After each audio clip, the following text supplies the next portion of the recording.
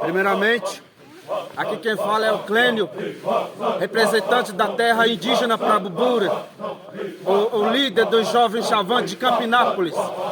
Eu quero mandar um recado para o nosso Alexandre Moraes, que representa as eleições. Aqui é o povo chavante que sempre lutando aos nossos direitos indígenas. Então, eu falo para o senhor, ao respeito da minha comunidade, do povo chavante, que nós, indígenas chavantes, voltamos ao 100% ao nosso presidente eleito Lula, a 4.940 que nós votamos.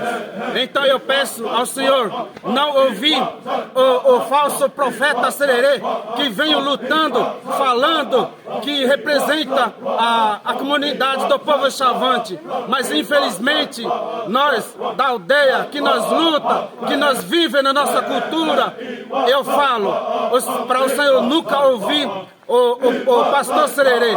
O Sererê, ele vive na cidade, ele vive como se fosse um pastor, mas essa é a comunidade do povo chavante que vive na sua cultura, que vive as suas tradições.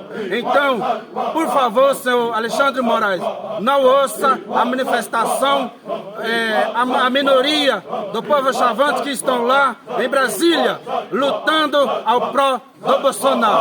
E muito obrigado. É Lula!